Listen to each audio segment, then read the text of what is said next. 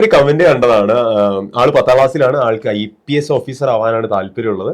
അപ്പൊ അതിനെന്താണ് സാർ ചെയ്യേണ്ടതെന്ന് ചോദിച്ചിട്ടുണ്ട്. മക്കളെ, സിവിൽ സർവീസ് എക്സാമിനേഷൻ എന്ന് പറഞ്ഞ കോമ്പറ്റേറ്റീവ് എക്സാമിനേഷൻ ഉണ്ട്. ആ എക്സാമിനേഷനിൽ നിങ്ങൾക്ക് IPS എന്ന് പറഞ്ഞൊരു ജോലി കിട്ടുന്നതായിരിക്കും, ആ എക്സാം നിങ്ങൾ ക്രാക്ക് ചെയ്ത് കഴിഞ്ഞാൽ. അപ്പം എന്താണ് സാർ ആ എക്സാം കൊണ്ട് ഉദ്ദേശിക്കുന്നത്, അല്ലെങ്കിൽ എന്താണ് ആ എക്സാം ചോദിച്ചാൽ ഇത്രേ ഉള്ളൂ.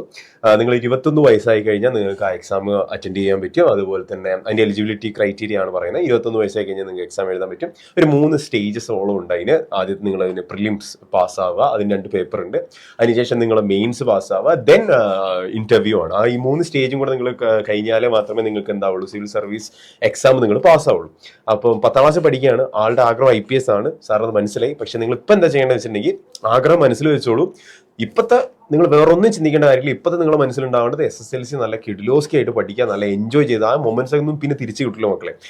സിവിൽ സർവീസ് എക്സാമിനൊക്കെ നിങ്ങൾക്ക് പഠിക്കാനുള്ള ടൈമൊക്കെ ഉണ്ടാവും. അപ്പം നിങ്ങൾ 10ാം ക്ലാസ്സിലാണെങ്കിൽ നിങ്ങൾ ആ മൊമെന്റ്സ് എൻജോയ് ചെയ്യുക. SSLC നിങ്ങൾ അതിന്റെ ഏറ്റവും സ്വീറ്റസ്റ്റ് ആയിട്ടുള്ള മൊമെന്റ്സ് നിങ്ങൾ എൻജോയ് ചെയ്യുക. അതായത് നിങ്ങൾ +1 +2 നിങ്ങൾക്ക് ഇഷ്ടമുള്ള ഒരു സ്ട്രീം ചൂസ് ചെയ്യുക. ദെൻ നിങ്ങളൊരു ഗ്രാജുവേഷൻ എടുക്കാം.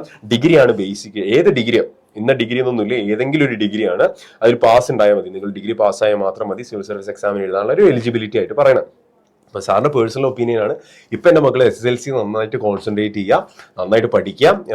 അതുപോലെ ഇതുപോലെ ഒരുപാട് കോമ്പറ്റേറ്റീവ് എക്സാമിനേഷൻസ് ഉണ്ട് നിങ്ങളുടെ മുന്നിലേക്ക്, ഗവൺമെന്റ് ജോബ്സ് ഉണ്ട് നിങ്ങളുടെ മുന്നിലേക്ക് വരാനായിട്ട്. അപ്പോൾ ഇതിനെ പറ്റിയിട്ടൊക്കെ അറിയണമെന്നുണ്ടെങ്കിൽ നിങ്ങൾ ജസ്റ്റ് ഹരിസാറിനെ ഒന്ന് ഫോളോ ചെയ്ത് വെച്ചാൽ മതി. സാർ ഇങ്ങനെ ഇടയ്ക്കിടയ്ക്ക് ഇങ്ങനെ നമ്മുടെ കരിയർ ഗൈഡൻസ് പോലുള്ള കുറച്ച് കാര്യങ്ങളൊക്കെ നിങ്ങളോട് ഷെയർ ചെയ്യാം. നിങ്ങൾ 10ാം ക്ലാസ് കഴിഞ്ഞിട്ട് എന്താണ് ചെയ്യേണ്ടത്, അല്ലെങ്കിൽ +1 +2 കഴിഞ്ഞിട്ട് നിങ്ങൾ എന്താ ചെയ്യേണ്ടത് എന്നുള്ള കാര്യങ്ങളൊക്കെ സാർ നിങ്ങളോട് ഷെയർ ചെയ്യാം. അപ്പം നിങ്ങൾ ഓക്കെ ആണെങ്കിൽ അടിപൊളിയായിട്ട്. ഇപ്പം സാറിന് പേഴ്സണലി പറയാനുള്ളത്, എൻ്റെ മക്കൾ ഇപ്പോൾ SSLC നല്ല എൻജോയ് ചെയ്ത് പഠിക്കുക, നല്ലോണം പഠിക്കുക, നല്ല മാർക്കൊക്കെ വാങ്ങിക്കുക, ഫുൾ A+ തന്നെ വാങ്ങിക്കാൻ ശ്രമിക്കുക. എന്നിട്ട് നിങ്ങൾ +1 +2 പോകും. ഓക്കെ, എന്നിട്ട് നമുക്ക് സിവിൽ സർവീസ്, ഈ ഒരു ആഗ്രഹം, ഒരു ഇഗ്നൈറ്റ് നിങ്ങളുടെ ഉള്ളിൽ ഉണ്ടാവണം, എപ്പോഴും ഉണ്ടായിക്കൊണ്ടിരിക്കണം, ഇങ്ങനെ എരിഞ്ഞുകൊണ്ടിരിക്കണം. IPS ആവണം എന്നുണ്ടെങ്കിൽ ഒബ്വിയസ്ലി ആയിരിക്കണം. IAS IPS IFS പോലുള്ള ഒരുപാട് പ്രസ്റ്റീജിയസ് ആയിട്ടുള്ള ജോബ്സ് വെയിറ്റിംഗ് ആണ് സിവിൽ സർവീസ് എക്സാമിനേഷൻ. കൂടുതൽ അറിയണമെന്നുണ്ടെങ്കിൽ മക്കൾ ഒരു കമന്റ് ചെയ്താൽ മതി ഇതിന്റെ താഴെ. സാർ കൂടുതലായിട്ടുള്ള വിവരങ്ങൾ ചെയ്യാട്ടോ ഒരു വീഡിയോ ആയിട്ട്. അപ്പോൾ ഓൾ ദി ബെസ്റ്റ്.